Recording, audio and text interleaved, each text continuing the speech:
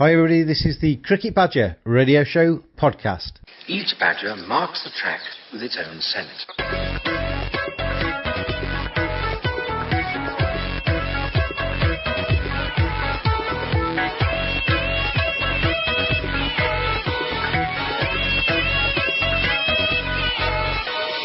His black legs are short but very powerful for digging.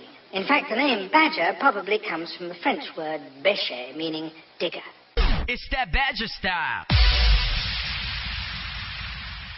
Hello everybody, welcome to another edition of the Cricket Badger Radio Show podcast. It's a great pleasure to have you with me this week because it's a special occasion, the 50th edition of the Cricket Badger Radio Show podcast. I'd like to take this opportunity to thank every single one of you for listening over the last 50 shows. Thank you so much for your correspondence, for your communication and for your support of the Cricket Badger Radio Show podcast over that time. And we've got quite a special show to bring you this week because we bring you Dan Norcross. We're going to talk about all things England in Sri Lanka. When we spoke, England on the verge of victory. Obviously they've secured that since. And we talk about how to fit a quart into a pint pot.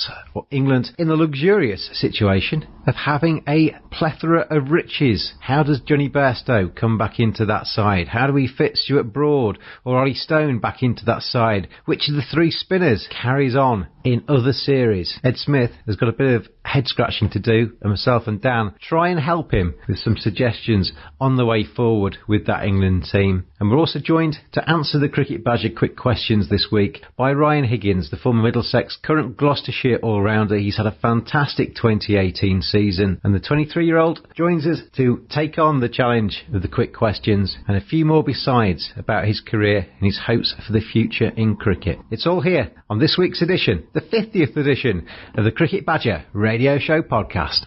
It's that badger style. First up then, Dan Norcross, talking all things England in Sri Lanka and talking about England's selection dilemmas as we go through the rest of this series and the series ahead. Pleasure then on this 50th edition of the Cricket Badger Radio Show podcast to be joined by one of our regular favourite guests, Dan Norcross. How are you?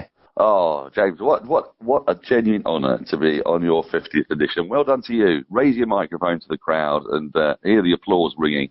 50 is not bad. I'm very well, thank you. I'm very well. I'm in a twin room in a Holiday Inn in Salford at the moment with an unkempt bed that I have just recently got out of. Normally, when I'm on your show, I am semi-naked in bed, surrounded by tea and cigarettes and what have you. But you caught me just in time for me to get up because the unforgiving nature of the test matches in Sri Lanka. I'm not a morning person. I'm a bit more of a night owl, you see, so I find it virtually impossible to sleep before 1 o'clock. And then I'm up at 4:30, like everybody is who loves their cricket, aren't they? Your body clock goes bing, test match, and then I've got to go and do this thing with the Beeb, the cricket social just across the way. So after 5 hours of wibbling, I come back with the best of intentions. There's a gym, a very mini one. There's a gym in the hotel. Yeah, honestly, I've got the gym kit, right? I've got the kit. Weirdly, I've just packed it in my bag in anticipation of the test match being finished on the 4th day, and it's been unused. Every day I've come back,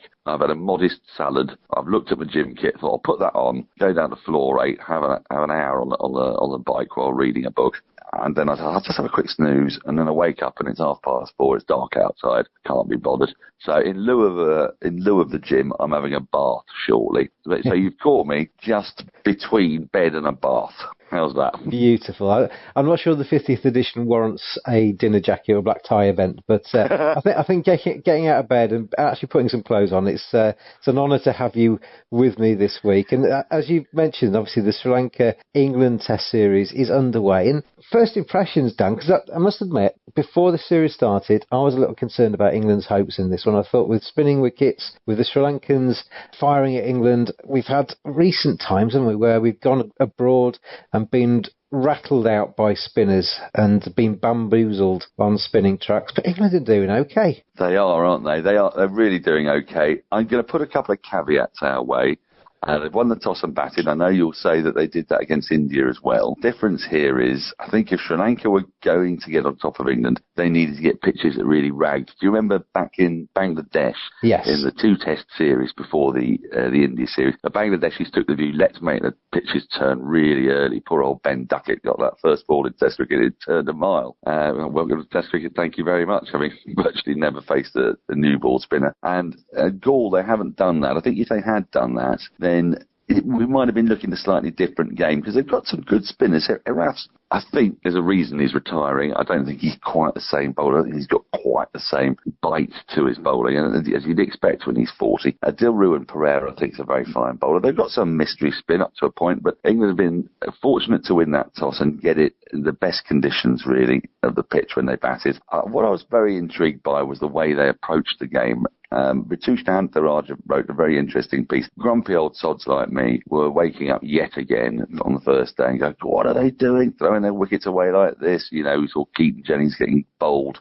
cutting a ball, but bowled leg stump. We saw Stokes going right across his stumps and then getting bowled around his legs, and, you know, Root dancing down the wicket to Herath. And thought, yeah, they're being positive, but they're being over positive. You know, can't they realise that once you've had the counter attack, you can then dig in a bit more? And lots of ex-players are all saying this. Well, Vish was saying, well, actually, England have decided that they're gonna come at the Sri Lankans. Everybody knows that Gaul, or at least the theory is always, that you get your runs early against that newer ball, and they were trying to rattle the Sri Lankans. And even if the tactic didn't quite work off 113 for 5, it showed that they'd thought about and learned from their experiences in the subcontinent. I thought that was a very fair point. And then, let's be honest, there was some brilliant batting from James Buttler. That partnership, when he started the recovery with Ben Folkes, that partnership, and then Sam Curran coming in at number 8. He's got to be the best number 8. Andy Zoltan's been hurling us crazy facts about that. I think he's got over 28 times or something in his first 10 innings, and no one ever does that. He's batting down. That's certainly not batting down at number 8. And of course Ben Folkes himself, who batted absolutely superbly. A guy who's played a lot of cricket in Sri Lanka, and maybe we're seeing just a little bit there of the fruits of all those Lions tours. You know, he's had 5 different tours to Sri Lanka in various guises, either with the Lions or playing club cricket. So he knows his Sri Lankan conditions. And they are strategic with those these days, aren't they? Because I mean, we saw the Lions, well, the tail end of the Lions tour out in Barbados in March, and obviously they're out in the Caribbean in the new year. So that, you know, they do get the young lads out there so that when they're needed, they're conversant with the conditions and ready to go. They are, and you know, we give the ECB an awful lot of stick, mostly around administration, it has to be said, rather than on the playing side of things. But on that front, they made some good choices, they made some good selections, they've got some good planning going on. And the other part of it is, got to say it, that Sri Lanka's batting in that first innings, let's see how they get on. You know, across the rest of the series, they may improve, but in that first innings, it was a bit like England's, wasn't it? And they don't have Sangakkara anymore, they don't have Jayawardene. There's a lot of concern for Sri Lankan cricket that they've relied a lot on big-name players like them, Dilshan, Malinga, Murali, these sort of, I say once in a generation, they seem to have 2 of them in each generation, don't they? Like some Malinga and Murali and Jayawardene and Sangakkara and Dilshan, but their batting just doesn't feel as strong. That said, they might have just had a bad day at the office, and England's spin bowlers bowled well, and they were backed up with impeccable fielding. And England didn't drop a catch in that first innings, and Folkes looked the real deal behind the stump. So we've had 3 days, haven't we? And England's, apart from the very first session, have pretty much nailed every other session. They've batted sensibly and then commandingly, and they've taken the game by the scruff of the neck, and they've done nothing wrong. I suppose I'm as surprised as you are, but my major caveat, James, is that I think India at home are a magnificent team. I mean, genuinely, you can compare them with what it'd be like playing the West Indies at home in the 80s. I don't know how you're going to beat them with the power in their batting and the way their spinners are perfectly attuned to their conditions. And I don't think Sri Lanka are. I think they're a team that have lost some great players, and they've yet actually to replace them. So we might just be playing them at the right time. But I don't want to take anything away from the performance. It's been great, isn't it? It has been fantastic. And I'm going to admonish you a little bit, because you read out your list of lower middle order successes. Adil Rashid as well, the Yorkie. He chipped in with a few runs as well, so don't forget him. Yes, of course. I'm sorry. I should have done. Because actually that counter-attacking knock was vital, wasn't it, with Folkes? Because at 250 odd for 7, you know, they could have folded for 280 perfectly easily. And he really, I mean, he's an impossible kind of bowler.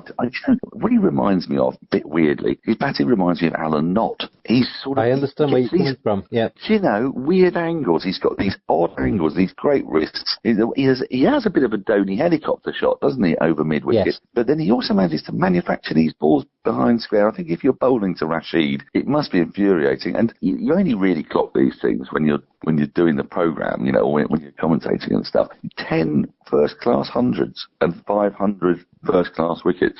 Too many people nowadays who've done that. I was going to say that I don't think England at Test level have seen the best of Rashid with the bat, because he's always down at 9 or 10 in the order, so he comes in as a tail ender. You know, he's more than capable. Probably in another Test side, he'd be at number 7. But because you've got the strength of, well, all of our wicket keepers basically above him, he gets shunned down the order, doesn't he? But every now and again he comes out and has a little cameo, and you know, he's a very, very good little player. Just going back towards England's top order. Rory Burns is a man that you've seen a lot of. I've been very impressed with Rory Burns. The little snippets I've seen of him, I think he looks the real deal. You could say he's been a little bit unlucky in his first Test match. He obviously caught down the leg side in the first innings, run out in the second innings. But I think there's a lot more to come from him. I do.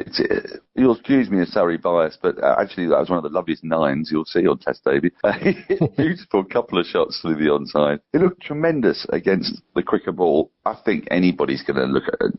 You know, if they've not played top quality spin before, and perhaps that's not part of their game. I mean, Keaton Jennings, it clearly is part of his game.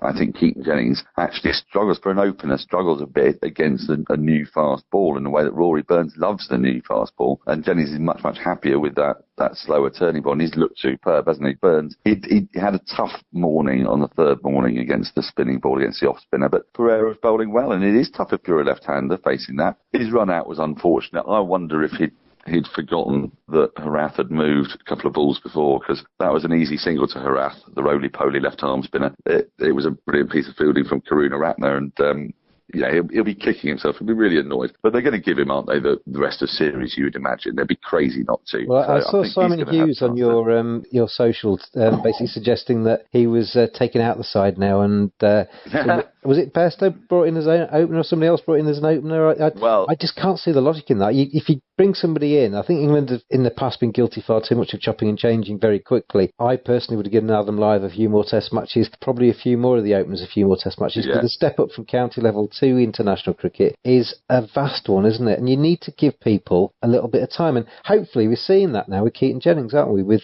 under a lot of pressure coming into this first Test match in Sri Lanka, and the lad's done well, 40 odd, 146 in the second innings. Yeah, hopefully this is the catalyst for him to move on to greater things. Yeah, I hope so. The thing with Jennings is I'm going to be reserved on Jennings until I see him. Do it a wet Wednesday in Stoke. No, until I see him do it against quick bowling, which is an opener's bread and butter. You know, his first-class average is about 34. Burns' first-class average is well into the 40s. And the reason for that is that Burns, I think, is a better new ball batsman in English conditions against fast bowlers. And also, he plays a vast proportion of his innings on a very batting-friendly oval track, whereas Keaton Jennings has played the majority of his innings at Chesley Street and at Old Trafford, which is harder.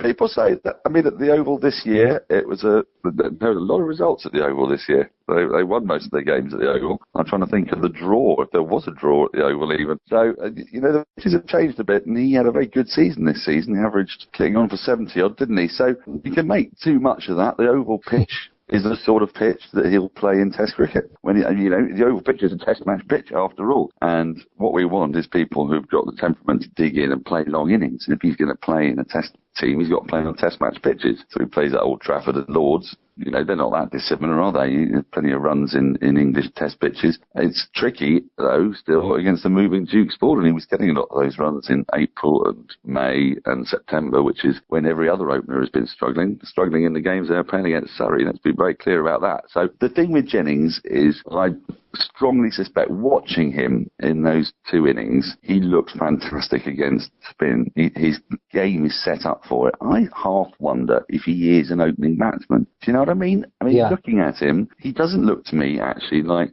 the new ball is a fast new ball is the one he should really be facing. I wonder if he's actually a number 4. If he's not an opening batsman, we've got a problem because we've been looking for one for ages. My next question to you is: have we actually finally found our opening pair? Because after Alistair Cook obviously went in the summer, a lot of talk about flipping it. We've been looking for a partner for him, and now he's gone as well. I was expecting Jennings and Burns to take a long time to maybe form that partnership. They obviously haven't done it yet, but they could have gone 60 odd, didn't they, in that second innings? Could they be the two though? They could be. It's so hard trying to read the runes from a series in Sri Lanka, though, isn't it? I mean, Sri Lanka have gone into the side with one seamer. Lakmal in the series against South Africa, albeit a short one, I think bowled fewer overs in the entire series than he bowled in the first 9 overs of this match. Yeah. There are only 6 overs of seam or something bowled. So when we're watching the Sri Lanka series, I think we've always got to be mindful that let's not try to get ahead of ourselves and answer too many questions. What we want England to do here is answer the question of whether they can play in Asia against good quality spin. And if they can do that, great. Now, it could be a very different question saying, do we have an opening partnership that can face up to South Africa's magnificent pace attack in South Africa, Australia's magnificent pace attack in Australia, or indeed either of those pace attacks in England with a Duke's ball? Those are very, very different questions, and I don't think we'll necessarily get the answers to that by watching the Sri Lanka series. What we might do, though, is I think we might start to get a better idea of what the balance of England's side can be home and away. And in Sri Lanka, England have gone in there with 3 spinners. They're not going to do that in England, are they? So we have found ourselves in the B on the Cricket Social constantly asking the question, what is England's team, come the Ashes, or come even West Indies, or even come the Kandy Test match? Because they might not play 3 spinners at Kandy. It's a more team-friendly environment. If you remove a spinner, which one do you remove? Surely not Moeen. Surely not the one who's taken 4 wickets. Surely not Jack Leach. Surely not Adil Rashid. So we don't know which spinner gets left out. In England, they're definitely not going to play 3 spinners, so which ones do you leave out? Then you got the issue, how do you get Woakes, Broad and Bairstow back into this England team?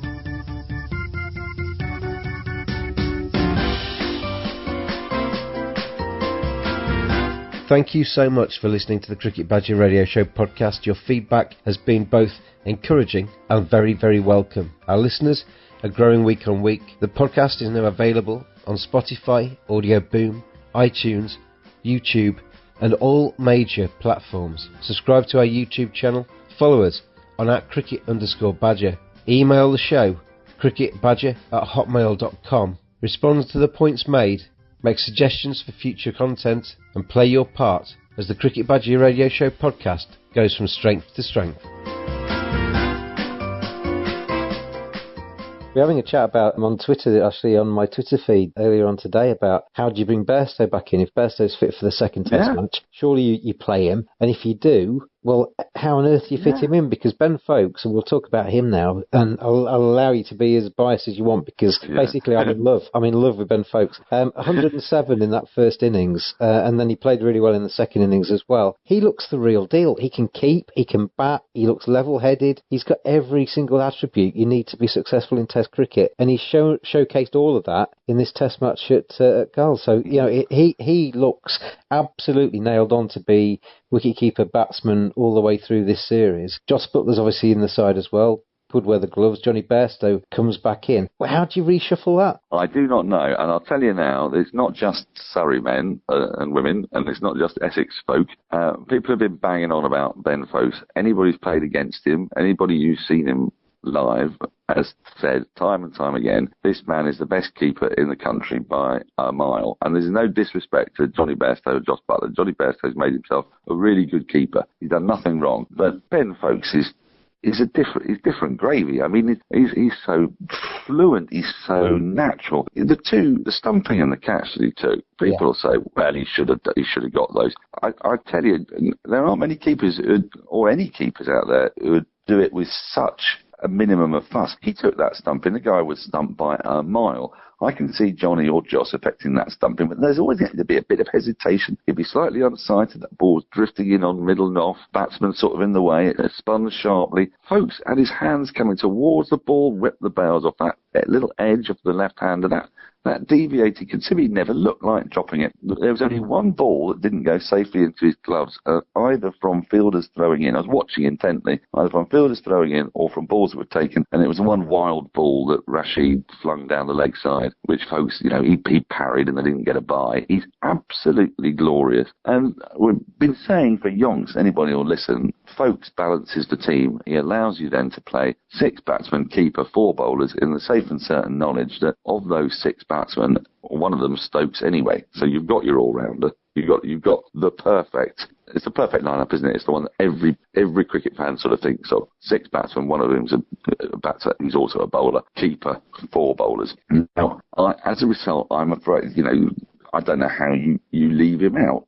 He's just got 100. No, you can't. And it wasn't. And it was no normal 100, was it? It was a really. He came in 100 odd for 5 on a turning wicket. Well, he was under immense pressure, wasn't it? He was under test match debut, under pressure in the match situation. I don't think he could have done any better than that. It was a superb knock. He gave one chance, if you can call it that, where he clipped a very, very sharp one at short leg. Then in the second innings, and this to me is just as important longer term as his first innings, when England wanted quick runs because they wanted to set up that declaration that I don't think they should have gone for myself personally, but that's another matter. He came out and walloped 3 6s and a 4. You know, you say that, well, maybe his problem is that he can't do the James Buttler role or the Jonny Bairstow or the counter-attack role, the Adam Gilchrist role. Well, he can do that too, can't he? He came in and played a selfless innings, smashed it around. If he can do that too, and he's the best keeper, he's got to play. If he plays, and you can't really fathom or imagine an England team without Jonny Bairstow, because he feels like one of England's best batsmen in the country, doesn't he? I mean, just as a pure batsman. So his test record over the last 18 months has maybe gone down a little bit, while his white ball has rocketed upwards. But while he's been keeping James, but he's a great, he's a very good player. I mean, one of the things I think is that all of these players, Bairstow, Buttler and Folkes obviously only embryonic in this, but they've all scored runs and looked the real deal at number 7. But when they've been moved further up, they've not necessarily looked quite as good. Okay, well, I'll counter that with, I'd say Buttler at 6. Yeah. Has looked great to me, and he's done good things for England both this summer and in this Test match. So I see him as a 6, and I can see Folkes as a 5, Stokes as a 5. My irritation still resides with Root not being at 3, I have to say, because I think he should be England's number 3. He's not going to go back to it now, is he? He's not going to go back to it. So if he doesn't go back to it, then Jonny Bairstow, I'm afraid, has got to suck it up and say and put his hand in the air and say, okay, I'm your number 3 or your opener if you decide. Yeah. You know, if either Jennings or Burns if they have a slump. So there comes a time, isn't there, where you've got to bite the bullet, or you might not be in that side, because as we've said, you know, there's so many. It's a squad now, isn't it? And there's so many different permutations that if you do have an off 3 months or something like that, you could suddenly find yourself out of the equation. But don't you think that this is odd that we're having this conversation as if England have an embarrassment of riches? Because, you know, I want to come back briefly to how then do you manage the Ashes team? Because you've already described there a 4, 5, 6, 7 of Root, Stokes, Buttler, Folkes. Now, dear old Sam Curran is very, very hard to drop. Yeah. But is he really the better bet than Chris Woakes? I think he is at the moment.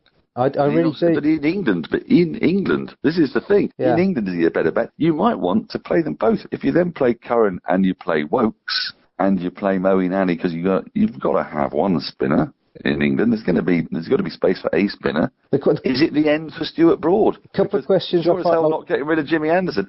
True. What I'm saying to you here is that England have got a problem at the top 3, and then they've got about 10 players that they really want to play between 4 and 11. And unfortunately, cricket doesn't let you do that. No. Couple of questions for you off the back of that. Wicketkeeper batsman. We've got Bairstow, we've got Buttler, we've got Folkes. Have we got the luxury of being able to play all 3? If not, which one misses out? Well, and this is my problem, because, I mean, Buttler to me was the batsman of the summer, and once we've got him playing this way, the potential for Buttler is enormous. What I see is in Buttler, the future potential of what he can achieve, so massive.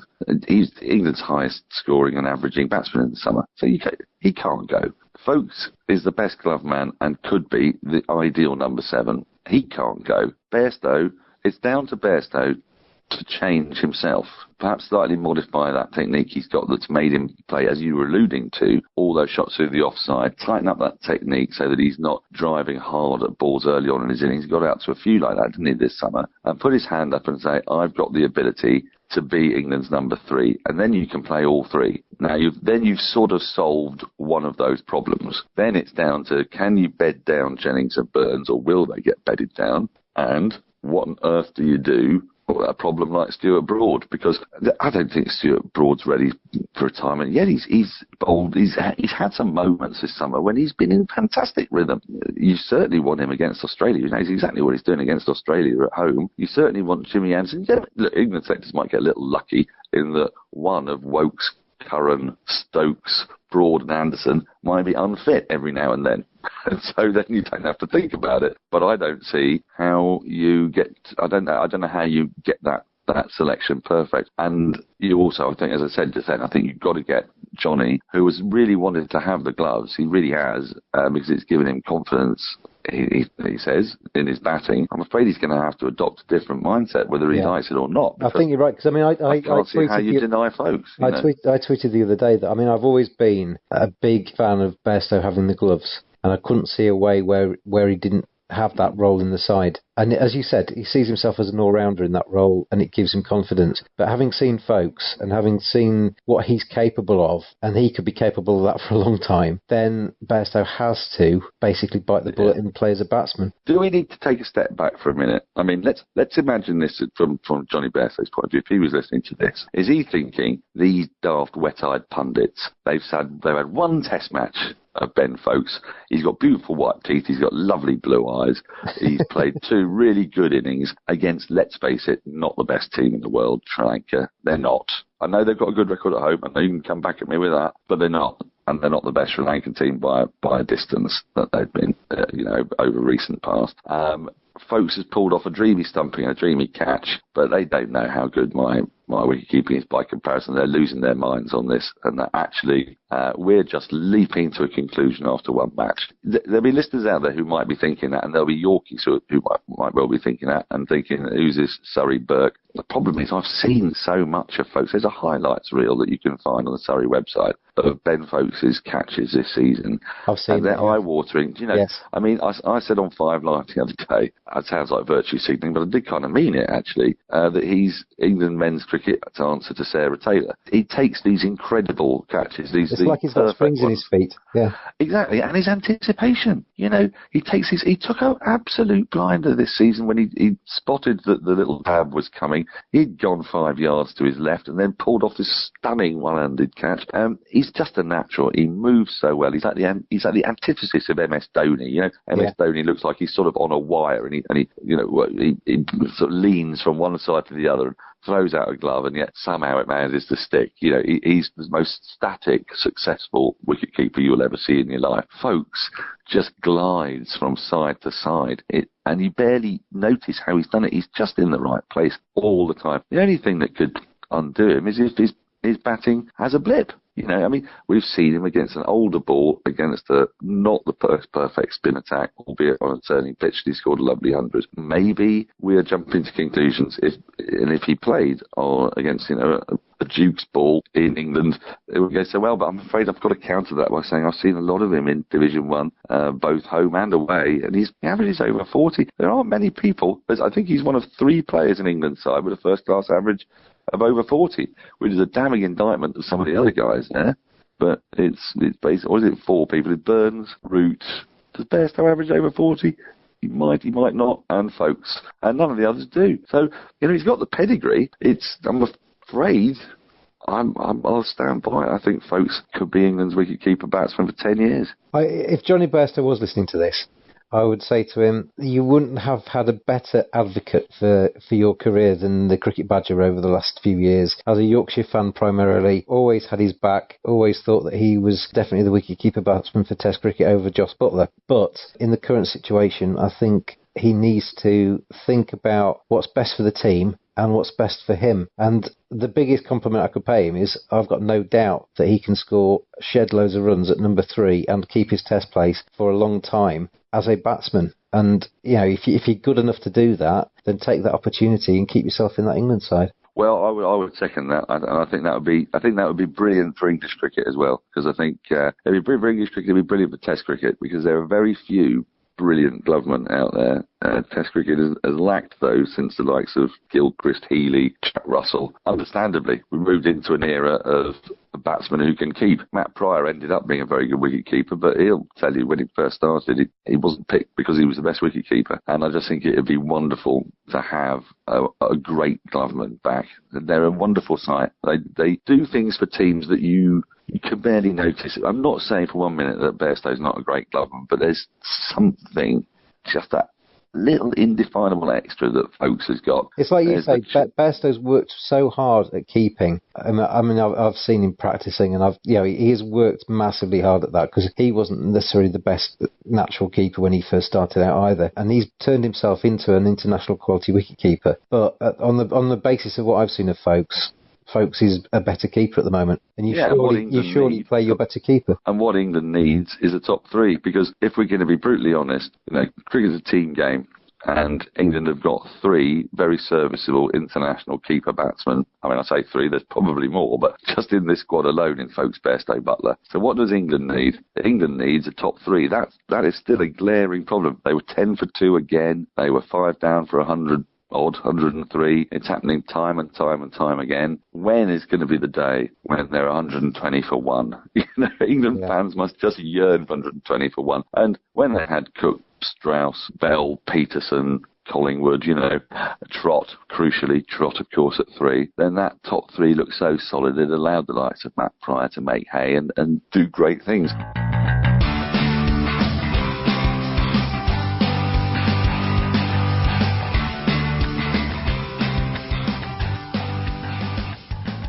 If you've been following the @cricket_badger Twitter feed, and if you're not, why not? You'll know that we've been searching for the greatest ever player from particular countries. Imran Khan took the award for Pakistan. Ian Botham was the greatest ever England cricketer. Sachin Tendulkar for India. Gary Sobers for the West Indies. And unsurprisingly, it was Sir Don Bradman that took that award for Australia. But stay tuned, because we'll soon be opening the voting to find the greatest ever New Zealand cricketer. Who is the best Kiwi of all time? Get your votes in, make them count, and at the end of the entire process, when we know who is the greatest from each country, the top 4 from each nation will go forward for the greatest ever cricketer of all time.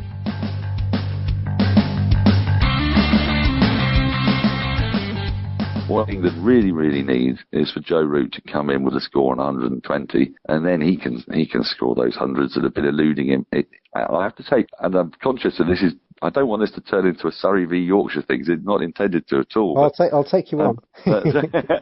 I think Joe Root, you'll know that I think Joe Root is the best batsman I've seen for England in my lifetime. Just a man who's never looked out of form. I just think he's just an incredibly good batsman. But at the moment, there's something going on in his head which I can't quite fathom.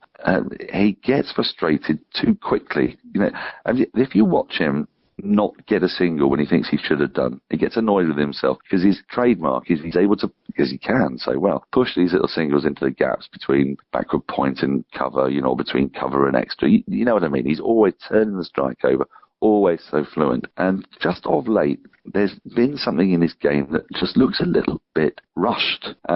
And I just want him calmed down. Now, I wonder if he's a bit rushed, because yet again he's coming in at 10 for 2, and I can't say I blame him, frankly. Do you know what I think, Dan?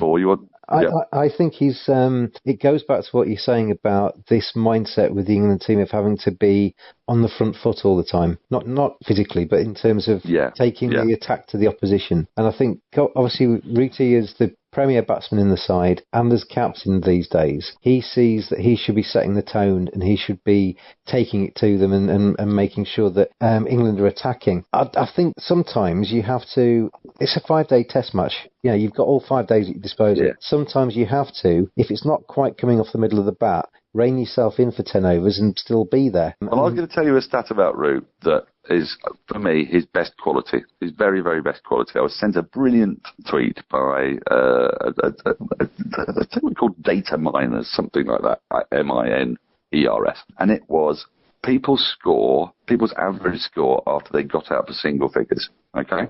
Yeah.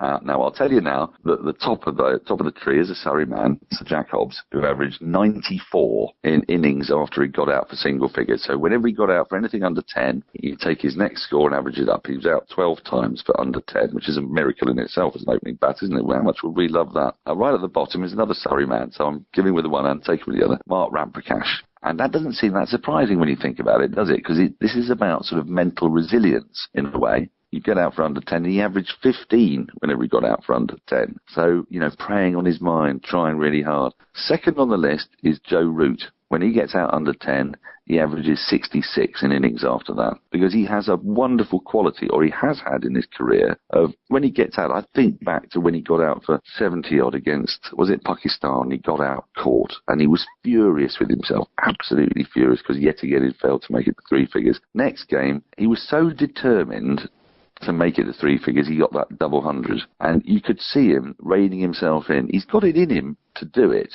He wasn't captain, I don't think, at that point. And I think he was able just to concentrate on his own game and play his own way. In a way, slightly selfishly, but when batsmen play selfishly, it's good for the team, isn't it?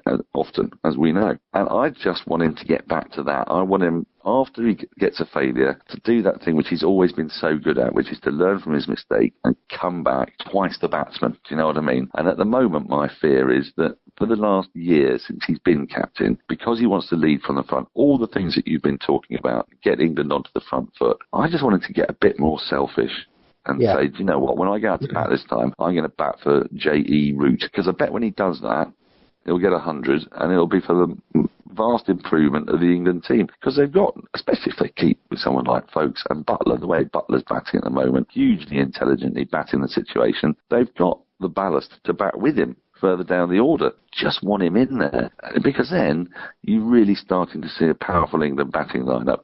And instead of us talking about top order collapses, we can start revelling in run fests led by You Joe imagine Root. if that top order fired, we'd be scoring 900 every test match. It'd be ridiculous. I'll read you out some of these first class stats. 170 matches, 11,117 runs, high score of 246, average of 45.19. Do you think that person would be good enough to bat at number 3 for England?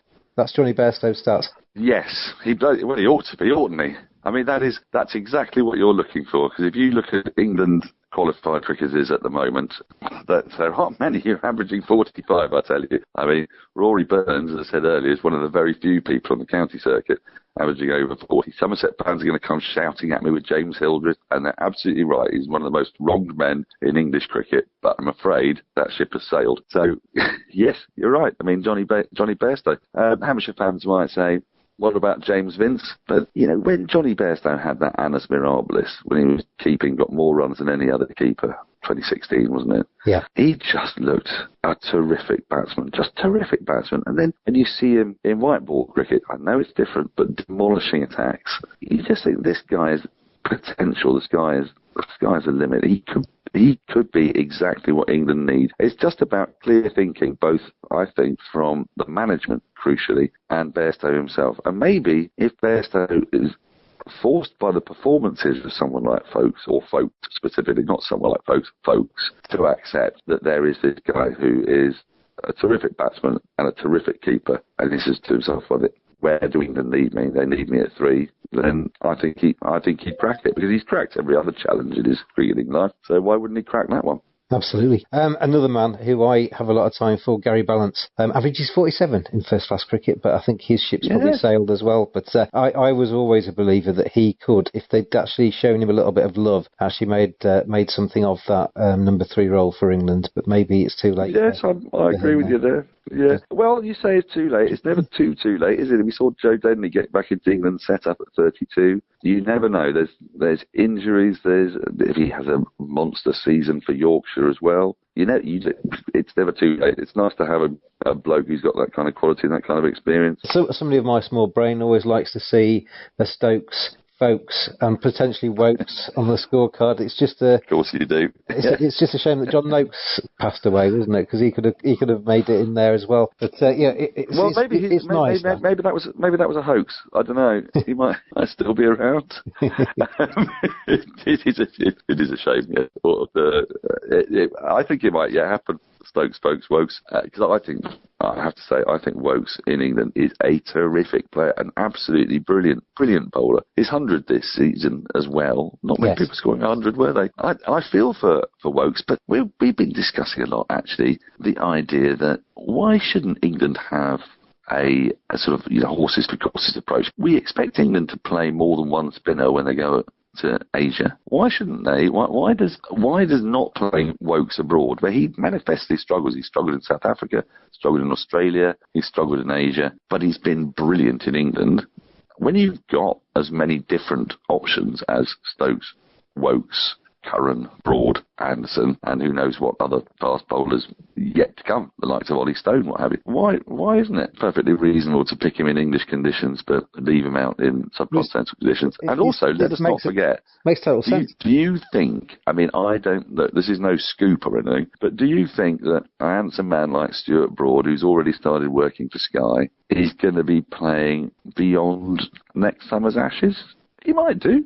He's fit enough to, isn't he? He's capable enough of doing it. But would you be enormously surprised if Stuart Broad, looking at what he's got left to achieve at the end of the 2019 Ashes, when there's a lovely seat there for him at Sky TV, would you be surprised if we turned around and said, guys, thanks a lot. I've had a great time. I've got 460 wickets. I've got 3,000 plus test runs. I'm not in the one-day side. I'm not playing T20. I don't want to hang around for 2.5 years before going back out to Australia for the Ashes. I might hang up my boots.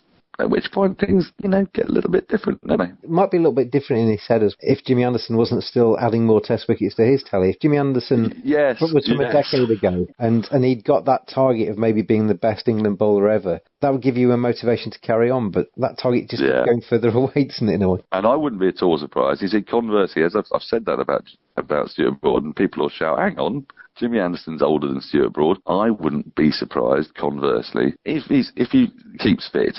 And if you see Jimmy Anderson actually play in the Ashes in 3 years' time in Australia, because I don't think he's happy about his last experience in Australia, having been a 4-0 loss, and I think he's got some unfinished business there to do. And I know it sounds crazy, but Jimmy Anderson is a unique physical specimen, and I don't think he has any interest in retiring at all. And I'm not saying for 1 minute that Stuart Broad does, right? And Stuart Broad is just probably say, you Burke, what the hell do you know about what I'm thinking? I'm just putting it out there that if you were going to ask me which one might retire before the other, I think it might be Broad goes before Anderson. And I think partly because let's look at the selection for this test match. Broad's not playing, in a way, because of Sam Curran, isn't he? Because Sam Curran's batting is going to make the difference. Let's face it, he bowled 6 overs in the first innings. He bowled 1 over in the second so far. He might do a bit more bowling tomorrow, but he won't, it's not going to be key. He's there because of his batting, the sort of batting that we thought Stuart Broad was going to be able to produce when we saw him early on in his career. Well, clearly that's not going to happen anymore.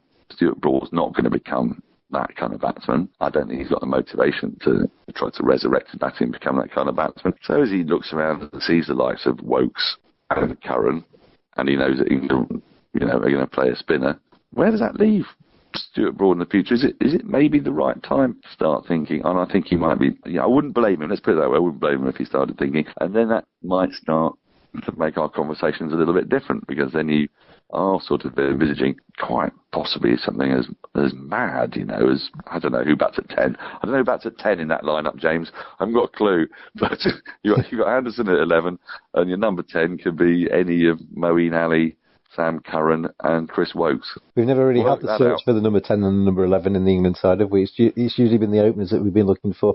I'll tell you what, though, Dan, you know, Curran obviously brings the left arm thing as well, doesn't he, which gives you a bit of variety in that attack. But you know, going through on the 50th edition of the Cricket Badger Radio Show podcast, and we're looking through all of these permutations and all of these names and how to shoehorn these players into that England 11. It's not a bad situation to be in, is it? You know, if you're a selector, you've got plenty to choose from at the moment. It's terrific. It really is. It's just the madness of it all is that if you're objective about it, England don't feel like they're anything like the best team in the world, and yet we're talking about having potentially the best 4 to 11. It's that top 3. That's all it is. I mean, Jonathan Agnew, I've heard, to just get Chris Wokes to open. He's got the best technique there is. George DeBell said to me 2 years ago, only half in jest, that Chris Wokes is the best batsman at Warwickshire. A Warwickshire that includes Bell and Trott. It is a good place for England to find themselves, but I'm very conscious of the fact that it might seem rather mirthful to our overseas listeners, Pakistanis or Indians or Australians or South Africans listening to this.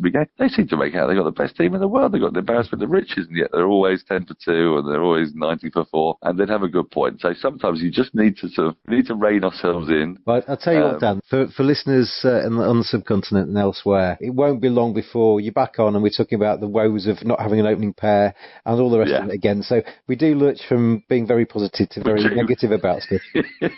We do. That's the English way, though, James, isn't it? I mean, that's also the joy of cricket, the joy of sport. Because what's a wonderful thing about the England team is that they continue to give you hope. They often let you down, but their performances at home mean that you're always believing this away series they're going to crack it. And they've got some terrifically exciting cricketers. I mean, just to think that England are probably among the most exciting teams out there because of the way their batsmen bat. Bairstow, Root, Stokes, Buttler, Curran, Moeen Ali. I mean, it's not boring, is it? It is not. It's not boring to watch. And we've not even mentioned the fact that we're going to win the World Cup in 2019 either. So that's we're the best one-day team in the world. For a whole different podcast. Thank you very much, Dan Norcross, for being my guest on the 50th edition of the Cricket Badger Radio Show podcast. 50 weeks from now, you're on for the 100th. Oh, I can't wait. Well, congratulations to you too, James. It's been a thorough joy. I've really enjoyed it, and I always listen in. It's that Badger style. Thank you very much to Dan for joining me. It's always a pleasure to speak to Norcas. Hope he enjoyed his bath. And now we'll turn our attention to Ryan Higgins, one of the young talents coming through the county scene. Had a fantastic 2018 season, taking wickets, scoring his first-class century, having a lot of success in the one-day arena. Here's Ryan taking on this week's Cricket Badger Quick Questions. It's that Badger style. Ryan Higgins, great pleasure to welcome you to the Cricket Badger Radio Show podcast. How are you? Yeah, all good, thanks. Yeah, all good. Just enjoyed some time off of cricket, I suppose, and yeah, looking forward to getting into training next week. Is that the right way of phrasing it? Looking forward to getting into it, or are you just keen to get going again? Yeah, just keen to get going. Obviously, fitness testing coming up. Yeah, maybe look forward to it. It's not exactly the best word for it, but yeah, no, it should be good. And you had a terrific season last year, didn't you? You moved from Middlesex, obviously, and down to the West Country, and really did start to put some good stats together. You must have enjoyed 2018. Yeah, it was really good year for me, good year for the club as well, sort of going forward in the T20s and stuff like that. But yeah, no, it was a very exciting year for me. Obviously, I suppose a breakthrough year in terms of all formats, and yeah, no complaints from my end about the season. You're the brave fellow that's opted to take on the Cricket Badger Quick Questions this week. I'll start off with the first one. If not a cricketer, Ryan, what would you have done with your life? I have no idea.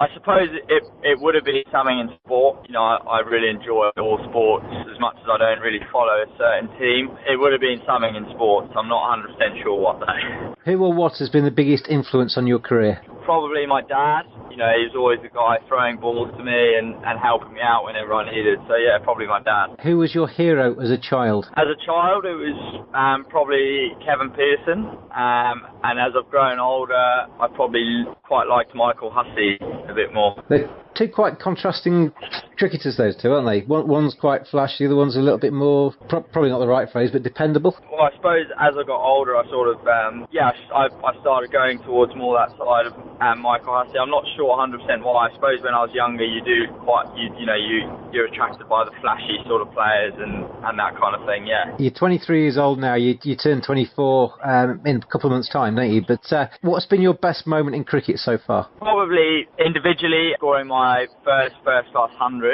Team-wise, probably enjoyed the quarter-final this year for Gloucestershire against Worcester, and actually the process of getting there and all that. And looking at your stats, Ryan, you've got 19 first-class appearances, 24 List A, 51 T20s there. Is that how you see yourself as a T20 player? Is that just how the modern game's going? Well, I think just as when I first started my career, I think I played more obviously there's more 2020s in a year than List A cricket. When I was younger, I played more List A and T20s. I'd only played 4 first-class games up to this year. So yeah, I suppose that's just the way it was at Middlesex. I played more one-day and 2020 cricket for them, and I suppose that will hopefully start to change towards more the longer format and T20s. I think just the way the formats are run, you play less actual 50-over cricket compared to 4-day cricket and T20 cricket. You still see the first-class game as being important to you, do you? The first-class game's the most important game. I think all the other stuff comes around that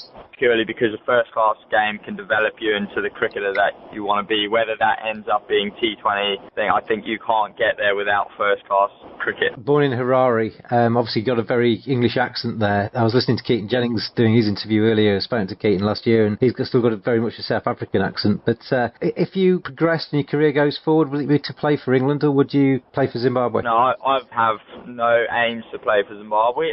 All my aims are to play for England, and to be fair, probably always have been from when I moved over to England, and sort of England, gave me an opportunity to live here and become a part of the culture and all that kind of stuff, somewhere to call home. So yeah, always England since I moved here. What was your worst moment in cricket? Worst moment in cricket? 2015, I'd been away in Sydney for the winter. I probably didn't work as hard as I should have.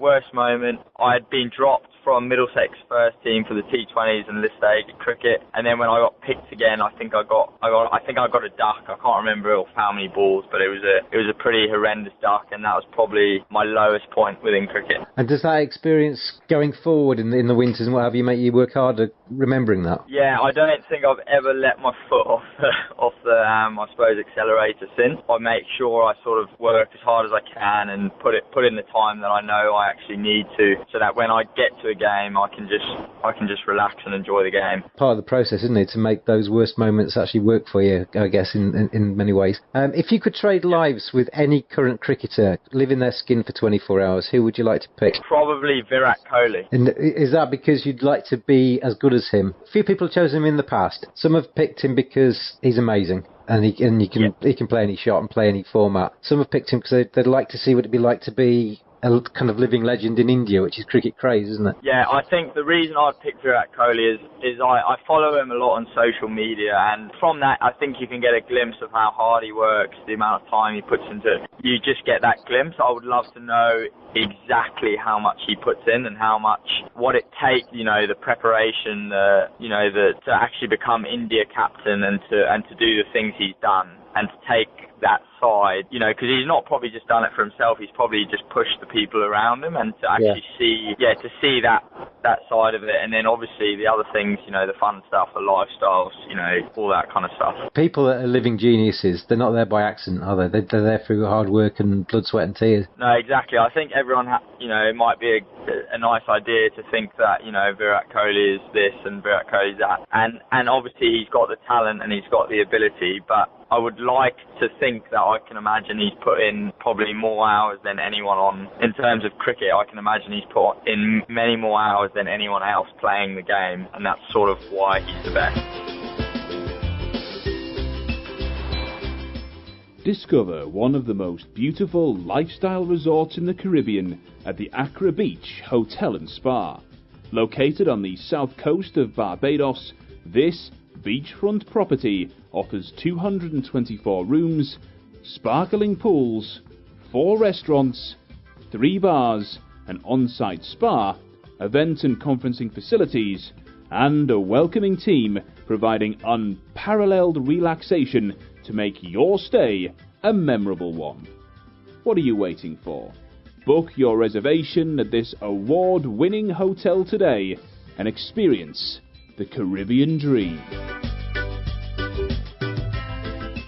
Who is the best player you've ever shared a cricket pitch with? For me, it was probably Brendan McCullum. He's not bad, is he? No, not bad. Yeah, the things he could do were quite freaky at times, actually. He was one of the pioneers, really. When T20 started to get really popular and people were playing strange shots and the scoops over the head for six and everything, he was one of the first to start doing that, wasn't he? He was a real pioneer in T20 cricket, I think. Yeah, massively. I think he sort of led the way in terms of, that first IPL game, he got that 100 and he's always been in and around the T20 mix. But I think as well, just his ability, he played 100 test matches, those kind of things also, just to show that you can do it all if you put in the time, and that's, I suppose, what he did. If I was to put you, Ryan Higgins, in charge of world cricket for a day, is there anything you would change about the game? What would the one thing you might tinker with? Tough question, but I think a big thing for me would be trying to get a county structure which worked for everyone. I'm not 100% sure what that would look like, but I would love to sit down and actually put some input into that. That would be one of the things. In terms of world cricket, I would love to see maybe more test matches played for the smaller nations, and to see if that would actually improve their cricket. Because they get one-off test matches here and there, don't they, rather than the full series? Yeah, exactly. I wonder if sometimes, now that Ireland and Afghanistan have been granted test days, so I get that there's schedules in place. And I hope that in the future that teams like that, teams like Afghanistan will then end up having, and Ireland will end up having maybe 4 or 5 test matches a year, and sort of have to have an international schedule which suits a test-playing nation. I did a cricket blueprint for the Cricket Badger podcast a few weeks ago. I'll run it past you and see what you think, because you talked about changing the county schedule there. I'll see what you think to this. Start off, obviously, at the normal time, and we play all of the county championship and all of the 50-over matches in a big block. Yeah. So we know the winners of the county championship by probably the first week in July. You play the 50-over games the day before, or maybe a couple of days before the championship games start, because you draw the 50-over competition into the same divisions as the county championship. So for sake of argument, if Gloucestershire we're playing Durham, you'd only have to travel up there once. You play your one-day game, you play your county championship game, and then you'd come home, and that would be that ticked off. The supporters could make a week of it. You only have to travel one time. So all of that's done, and everybody that's a big county championship advocate gets to see all of the county championship played properly with the full focus on it all the way through that 2 or 3 month period. Yeah. You then go into T20 mode. That's played in a block. You start that, you finish it with the finals day, everything's done, and that all of the focus is on T20. Yeah. That goes through until into August, and then the last few weeks of the season are basically the new competition. I'm not an advocate of the 100. I don't think I think we're kind of tampering with things that we don't necessarily have to tamper with. But I'd bring in a T10 competition. No country actually has adopted a T10 competition. Play that over 4 weeks. You play more than one game at a ground on a day, and it's all smash bang wallop, all the bells and whistles, and that's the kind of fireworks at the end of the season. Yeah. Interesting concept with the T10 thing, I think, because obviously that would be a different format. I just wonder how that would work in terms of the amount of the amount of different formats being played. Would that mean you'd have to play less championship games? Because obviously to keep the standard of cricket high, you want trying to make sure you don't play too many games within. So at the moment, I think it's sort of a 3 blocks. So you obviously have the championships where there's 3 different blocks of championships, or 2 different at the start and at the end of the season. I like the idea of playing the championship and the one-dayers alongside of each other, because I think then it gives you opportunity and scope for the T20s to really be, in terms of people coming to watch and stuff. I think that would be really cool. I just think the way T20 works best around the world, and you only have to look at the Big Bash and the IPL, is when it's played in a block with no other distractions, where everybody can just focus on what that competition means, know exactly what each match means, and see it all through to see it right through to the trophy being presented at the end of it. I just think that's the way to do it. Yeah, I think that would be awesome. Rather than sort of having a championship before the finals day or something like that. And yeah, I think that's a really good idea. Again, the T10 thing, I suppose, for me as a player, I think I would find that tough to have to then do another format of it. I wonder if 3 formats is enough. But you just go out there and smash a load of sixes and have a whale of a time. Yeah, it would be good fun. I'm not denying that. With the 100 ball, I think that it's going to be something that I think from what I can gather, I think the players are going to really get behind it. Maybe a lot to do with the money involved in it, I think, because obviously if the players are getting paid better through the 100 ball, I think it's a no-brainer for the players. Money's always a good motivator, isn't it? Exactly. Whether they actually agree with the format of the competition, I'm not 100% sure. I think it's going to be interesting to see how it plays out with county guys and how many county guys actually end up getting picked up, whether it's from big counties, small counties, who the coaches are going to. I think it's going to be very interesting to see how they manage that to make sure that county coaches aren't just picking players from their county. Things like that I think are going to be very interesting with the 100 ball. I think there's still questions, obviously, that haven't been answered. The players haven't really had answers to. But I think at the end of the day, the money is obviously going to be a massive motivating factor for a lot of people. And then what's going to be more interesting, because they're going to play the T20 Blast as well, I think, it's going to be interesting to see if the 100 ball outperforms the T20 Blast, which is already an existing one, or the other way around. I think the T20 Blast has gone from strength to strength over the last few years. It'd be a shame to dilute that product. It's a successful product, isn't it?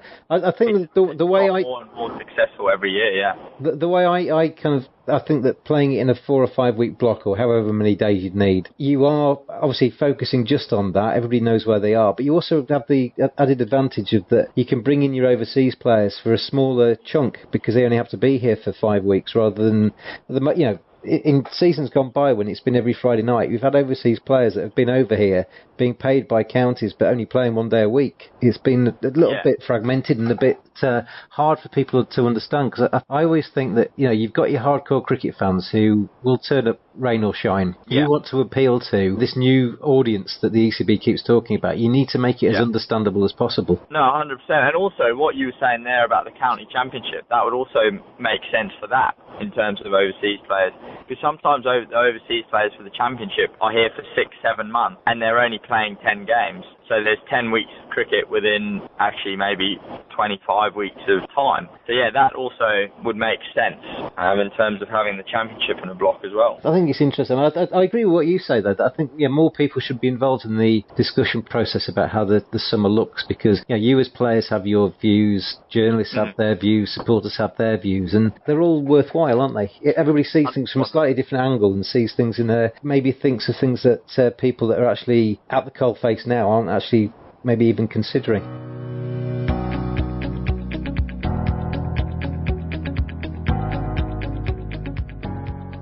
We're always looking for ways on the Cricket Badger Radio Show podcast to get you involved. And obviously, this time of year, there is a lot of cricket action being played on an amateur basis. Club cricket around the country is thriving. You're out there scoring your centuries, taking your wickets, achieving your dreams, and then going down the pub to wash away the bad memories. But we want to hear from you. We want to pick the Cricket Badger Club Cricketer of the Week. Send your nominations in. If somebody's done something astronomically amazing on your pitch last weekend, it might even be a feat you've got incredible admiration for off the pitch. Let us know. cricketbadger@hotmail.com. Send your nominations in and you might hear one of your teammates or even yourself on future editions of the Cricket Badger Radio Show podcast.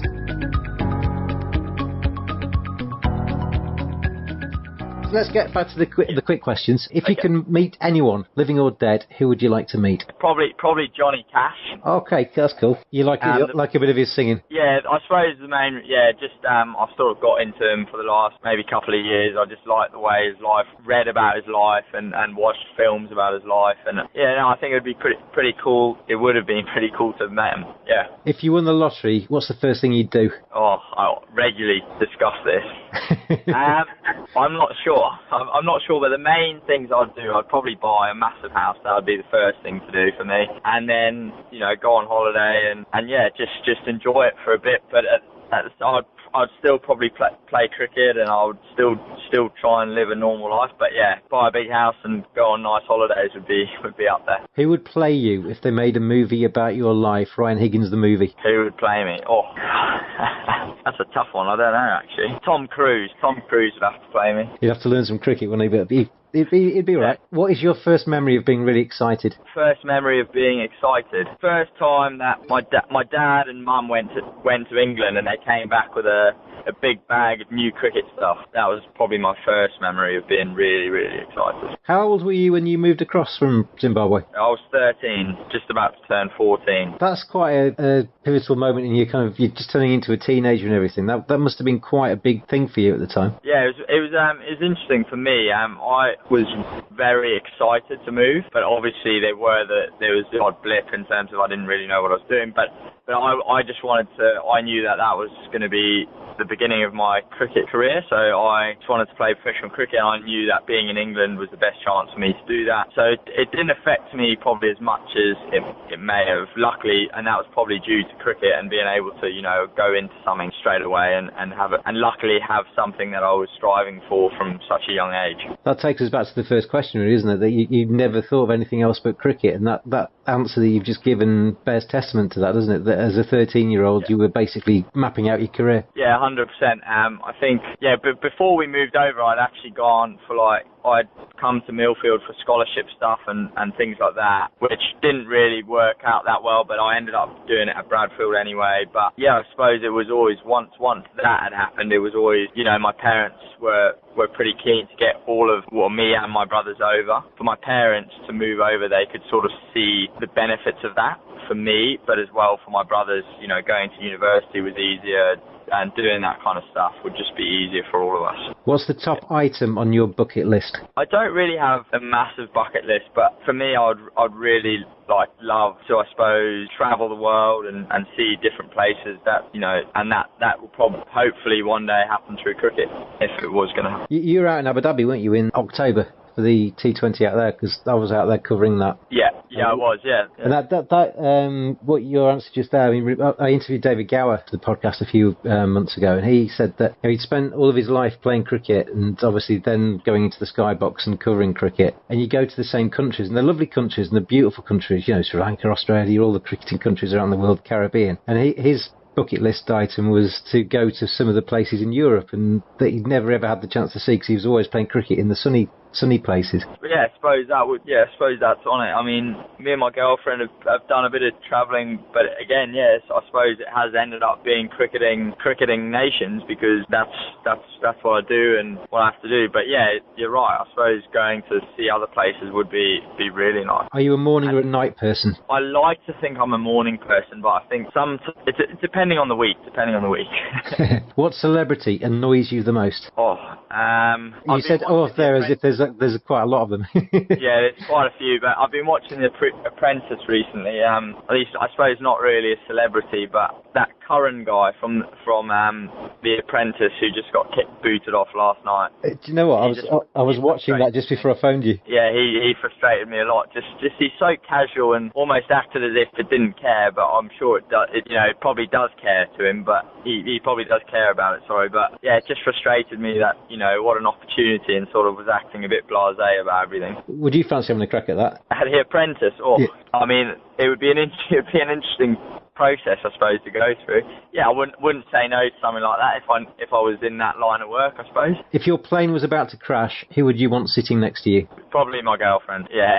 Plane about to crash, she'd probably calm me down a bit. If you had access to a time machine, where and when would you go? I would probably go to the Wild West in America. I'm not sure what time that, I suppose 1860s, something like that, or whenever.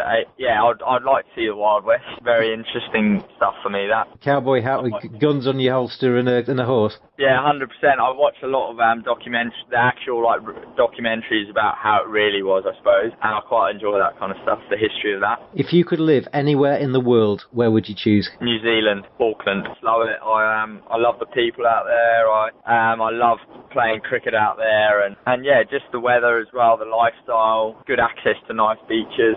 Yeah. If I could give you the chance to change one thing about yourself, what would you do? Wouldn't be so, I don't know what the word is, single-minded maybe, yeah, I'm not sure. You're quite a focused individual and you'd like to maybe be a bit more relaxed? Yeah, maybe a bit more relaxed, but then again, I'm not sure if I'd want that too much again, but yeah, there's a single-mindedness, but yeah, something like that. And finally, it's a question I ask everybody this, but you're only 23, so 10 years' time makes you 33, so I guess the answer will be still playing, but the question is, what will you be doing in 10 years' time? Yeah, 10 years' time, I think as well, yeah, I suppose the thought is to be playing, but at the same time, I'm not guaranteeing that. So I suppose I haven't really looked at 10 years, but whatever I am doing, I hope I'm doing well, and again doing it with passion, something that I enjoy and have passion for. Have you thought about what you might do when you finish?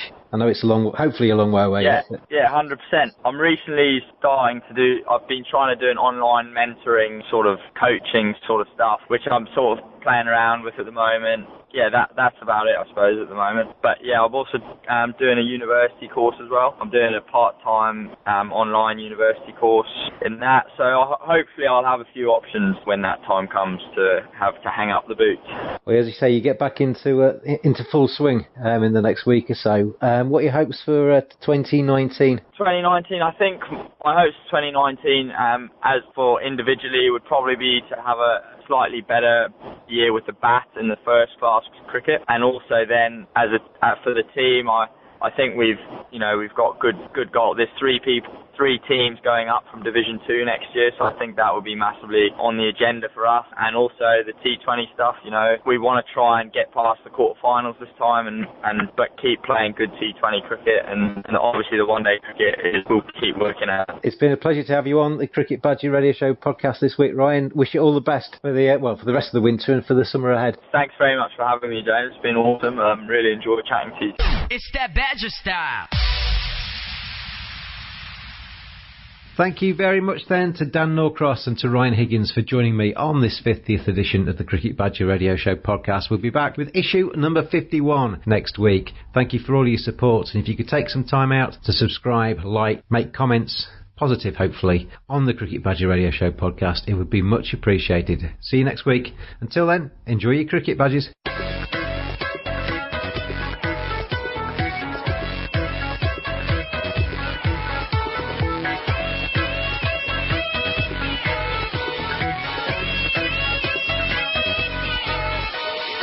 It's that Badger style.